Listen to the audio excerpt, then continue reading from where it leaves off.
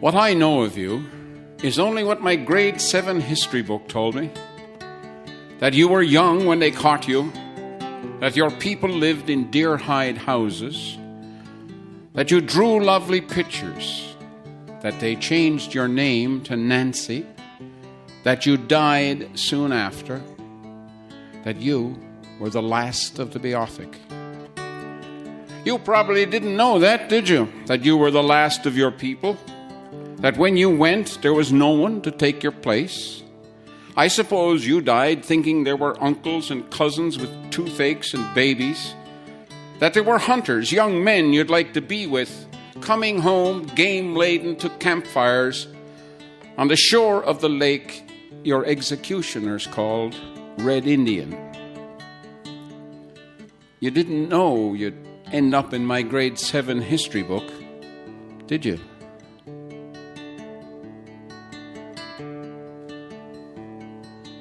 Long before the white man came to haul the shining cod, when the wild and stately caribou traversed the snow-clad sod, the native man, he walked these hills and he fished the silvery lakes, content with what the land would yield, not one bit more would take.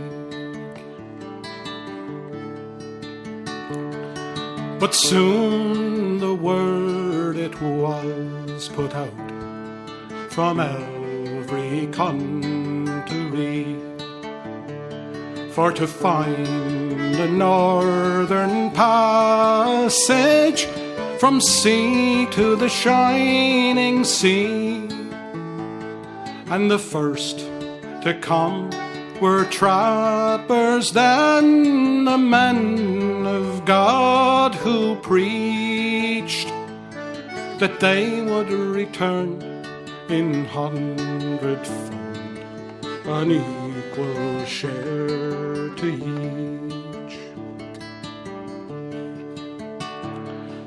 For years the men of Newfoundland, those fishermen so poor, sailed down each year in springtime for to fish on the Labrador. But soon the fish, they were all gone, with the fur it was the same, and the native suffers silently in the land God gave to Cain. Well, the years went by, and as time passed, the companies begin. For ore and wood and the hydropower, the struggle did begin. And the working men on both sides tried to live their lives the same, but the natives suffered silently in the land God gave to Cain.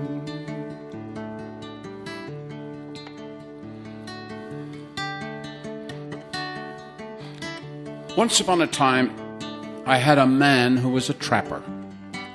We lived in the cold woods, but there was meat and fire, and the world seemed to be in my stomach every day.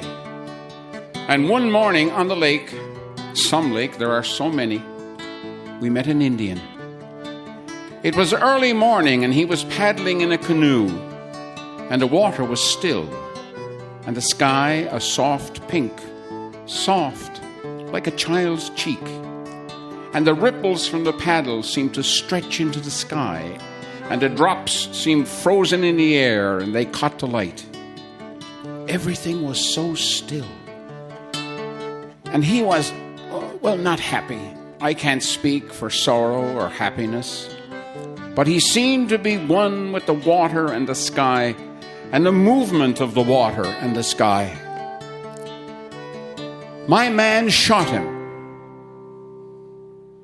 He didn't stop to think. I didn't stop to think to stop him. He just raised his gun and shot him. And the Indian half rose in his canoe and spread out his arms and fell into the lake. And the canoe went drifting onwards, on and on. And the ripples streamed out behind it. And the water was tinged with blood. And then it seemed as if nothing had happened. I didn't think anything of it at the time, but often since. And now it's for the future. Both sides do share a fear. The old ways, they are passing like the caribou and hare. And now they all are wondering if it was all in vain. But the native suffers silently in the land God gave to Cain.